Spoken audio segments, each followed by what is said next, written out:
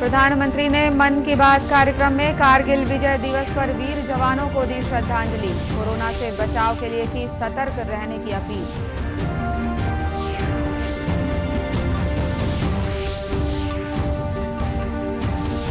राष्ट्रपति, उपराष्ट्रपति और रक्षा मंत्री ने कारगिल युद्ध के शहीद जवानों को दी श्रद्धांजलि।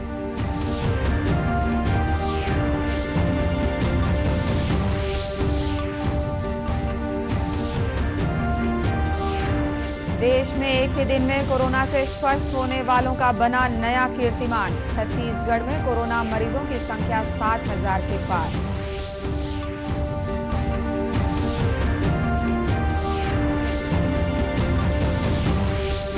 और बीजापुर और दंतेवाड़ा जिले में सुरक्षा बल ने बरामद किए विस्फोटक। माओवादियों के मंसूबों को किया नाकाम।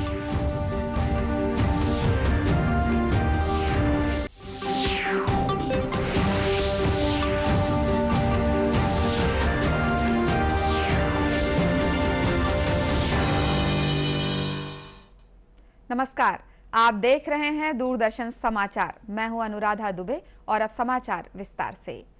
प्रधानमंत्री नरेंद्र मोदी ने कारगिल विजय दिवस पर सभी देशवासियों की ओर से कारगिल के वीर जवानों को श्रद्धांजलि दी। आकाशवाणी से प्रसारित मन की बात कार्यक्रम में प्रधानमंत्री ने इन वीर जवानों के साथ उन बहादुर माताओं को भी नमन किया जिन्होंने इन सच्चे सपूतों को जन्म दिया। श्री मोदी ने कहा कि 21 वर्ष पहले आज ही के दिन कारगिल युद्ध में सेना ने भारत की जीत का झंडा फहराया था। आज कारगिल विजय दिवस है। 21 साल पहले आज के ही दिन कारगिल के युद्ध में हमारी सेना ने भारत की जीत का झंडा फहराया था। साथियों, कारगिल का युद्ध जिन परिस्थितियों में हुआ था वो भारत कभी नहीं भूल सकता। पाकिस्तान ने बड़े बड़े मंसूबे पालकर भारत की भूमि हथियाने और अपने यहां चल रहे आंतरिक कलह से ध्यान भटकाने को लेकर दुस्साहस किया था। भारत तब पाकिस्तान से अच्छे संबंधों के लिए प्रयासरत था, लेकिन कहा जाता है ना, बैरू अकारन सब काहू सौ, जो कर हित अनहित ताहू सौ। यानी दुष्ट का स्वभाव ही होता है हर किसी से बिना वजह दुश्मनी करना। ऐसे स्वभाव के लोग जो हित करता है उसका भी नुकसान ही सोचते हैं।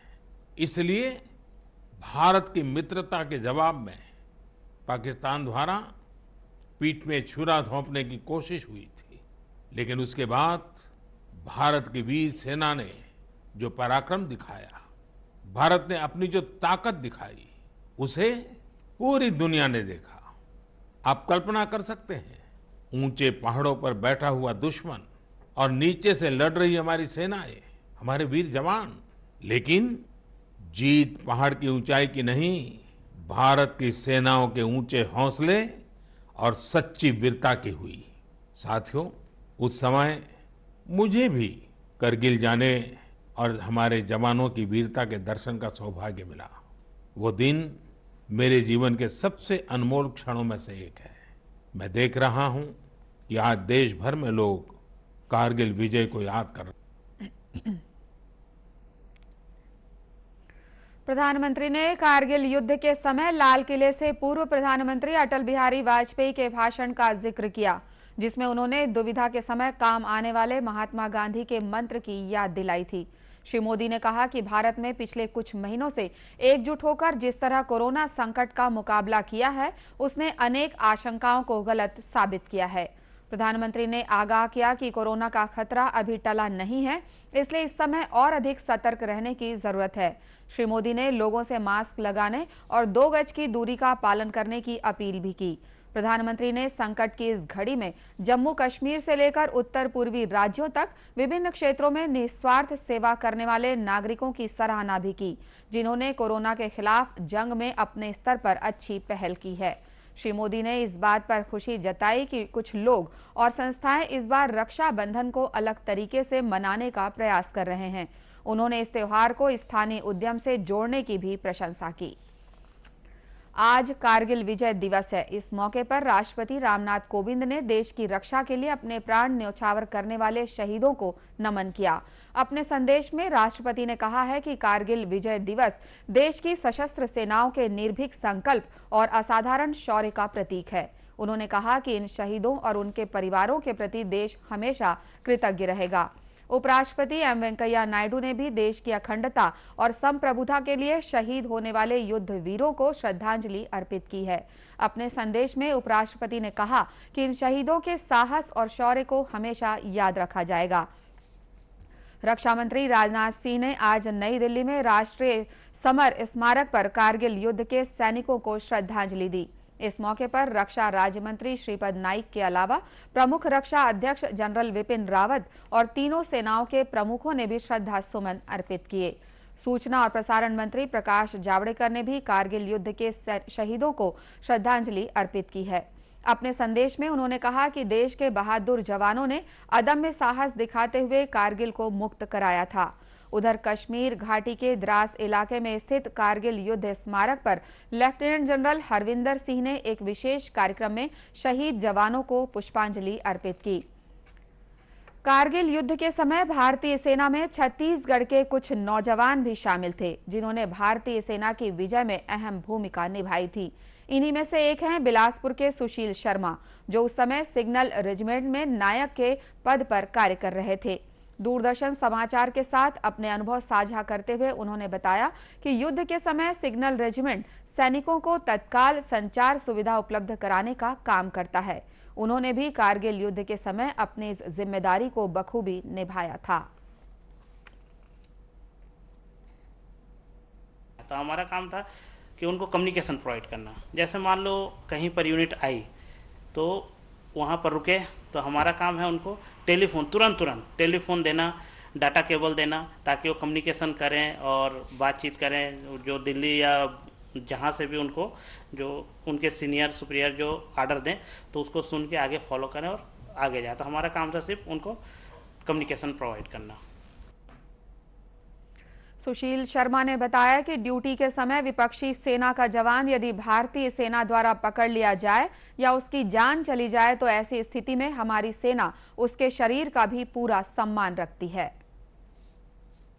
हम भारतीय हैं और हमें ये सिखाया जाता है कि दुश्मन को सामने आए तो सीने में ठोक दो गोली, लेकिन उनको जो है ना कभी ऐसा गलती मत करो। अगर मान लो दुश्मन है तो सिर काट दो, लेकिन फिर भी उस सिर को जो है ना छाया में रखो, ताकि जो शरीर है उसका अपमान ना हो। वो भी कुछ भी है, हमारे धर्म में ये बताता है कि कभी किसी का शरीर को उल्टा सीधा न किया जाए। सुशील शर्मा ने कारगिल युद्ध को याद करते हुए बताया कि उस समय भारतीय सेना की जीत सभी जवानों का जोश और उत्साह देखते ही बनता था। देश में कोरोना फैलने के बाद पहली बार एक ही दिन में सबसे ज्यादा मरीजों के स्वस्थ होने का आज नया कीर्तिमान सामने आया है। वहीं छत्तीसगढ़ में कोरोना मरीजों की संख्या 7,100 से अधिक हो गई है। पिछले 24 घंटों में देश भर में कोरोना के 36,145 मरीज स्वस्थ हुए हैं। इस तरह कोरोना से स्वस्थ होने की दर लगभग 64% हो गई है। स्वास्थ्य मंत्रालय ने बताया कि देश में अब तक करीब 8,86,000 लोग कोरोना संक्रमण से मुक्त हो चुके हैं। वहीं इस समय लगभग 4,68,000 मरीजों का इलाज चल रहा है। बीते 24 घंटों के दौरान देश भर में कोरोना के 48,661 नए मामले सामने आए।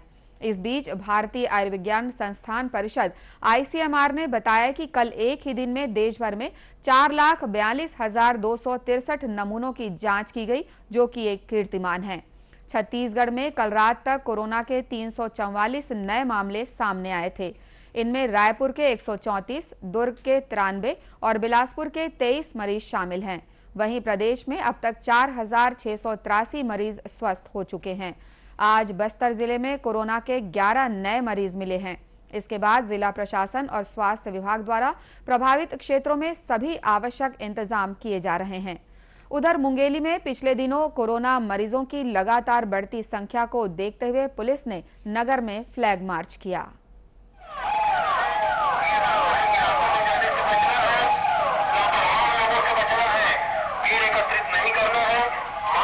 उपयोग करना है।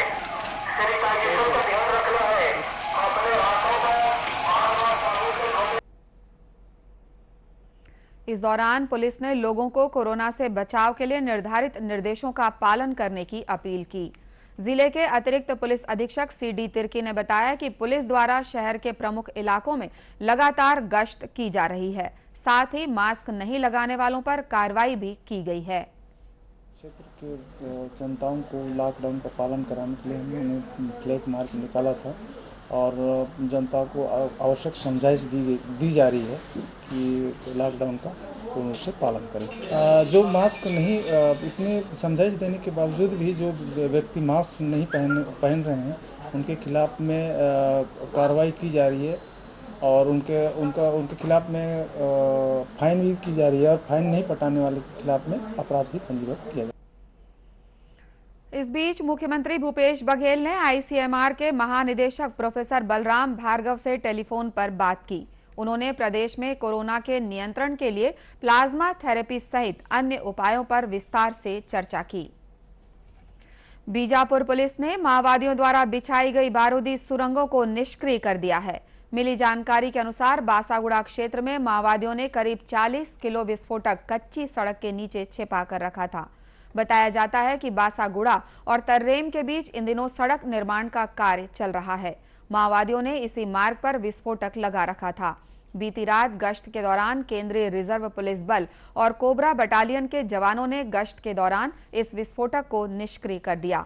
इसी जिले में पुलिस और सुरक्षा बल के जवानों ने गश्त के दौरान माओवादियों के स्मारक को भी ध्वस्त किया। वहीं दंतेवाड़ा जिले के बारसोर इलाके में 7 धार पुल के पास सीआरपीएफ के जवानों ने 2 विस्फोटक बरामद किए। जवानों ने इसे मौके पर ही निष्क्रिय कर दिया। प्रदेश में इस बार मानसून की शुरुआत में अच्छी वर्षा होने के बाद अब इसकी रफ्तार कुछ कम हो गई है। प्रदेश के कुछ जिलों में इस बार जुलाई के महीने में पिछले वर्ष की अपेक्षा कुछ कम वर्षा होने से किसानों को सिंचाई के लिए नहरों और अन्य स्रोतों पर निर्भर होना पड़ रहा है। राजनांदगांव जिले में मौजूदा स्थिति को देखते हुए कलेक्टर ने मोगरा बैराज से किसानों को पानी उपलब्ध कराने के निर्देश दिए हैं। इस समय मोगरा बैराज से 220 क्यूसेक पानी छोड़ा जा रहा है। वहीं सूखा नाला बैराज से 170 क्यूसेक और घुमरिया नाला बैराज से 50 क्यूसेक पानी नहरों में छोड़ा जा रहा है। राजनांदगांव जिले के किसानों का कहना है कि पिछले कुछ दिनों से वर्षा कम होने के कारण अब उन्हें नहरों से ही अपने खेतों की सिंचाई करनी होगी। खेत सूखा पड़ गए हैं, धान सूखा थे, वो धान में संभव नहीं है, किसान ले साल आशा नहीं कर पाते, ऊपर वाले पानी नहीं गिरे थे। अब क्या करे जाए, किसान सोचल पड़ गए, चिंता में पड़ गए। ब्यासी तो हो ही नहीं, ब्यासी तो कर ही नहीं सकन क्योंकि पानी चाहिए तो कहाँ से ब्यासी करेंगे। बहुत ज़्यादा सूखा है, मतलब कि दरगना भी फट रहा है, मतलब जमीन में। कलेक्टर टीके वर्मा ने बताया कि जिले के 3 बैराज से किसानों को पानी दिया जा रहा है। इससे सिंचाई की समस्या काफी हद तक दूर हो गई है। पिछले वर्ष की तुलना में जो हमारे वर्षा के आंकड़े हैं वो ज़्यादा है, लेकिन वर्तमान जो कृषि कार्य के लिए जो ज़रूरत है उसमें कम है। और जो हमारे ज़िले के बहुत सारे डैम हैं वो 40% 50% से अधिक के उसमें जल क्षमता का भराव हो गया है। इसलिए सिंचाई विभागों को निर्देशित किया गया है कि अगर किसानों को भी तत्काल में कृषि कार्य के लिए पानी की ज़रूरत है तो उसको खोल दिया जाए ताकि लोग अपना कृषि कार्य कर सकें। राजनांदगांव जिले में नहरों के जरिए खेतों को पानी मिलने से यहां के किसान बियासी और रोपा का काम भी करने लगे हैं। वहीं जिले के बहुत से किसान तिलहन फसल की तैयारी भी कर रहे हैं। अंत में मुख्य समाचार एक बार फिर। प्रधानमंत्री ने मन की बात कार्यक्रम में कारगिल विजय दिवस पर वीर जवानों को दी श्रद्धांजलि। कोरोना से बचाव के लिए की सतर्क रहने की अपील।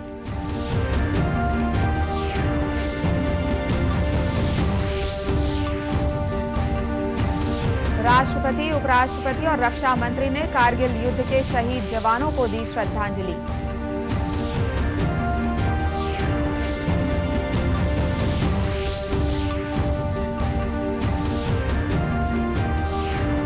देश में एक ही दिन में कोरोना से स्वस्थ होने वालों का बना नया कीर्तिमान। छत्तीसगढ़ में कोरोना मरीजों की संख्या 60,000 के पार।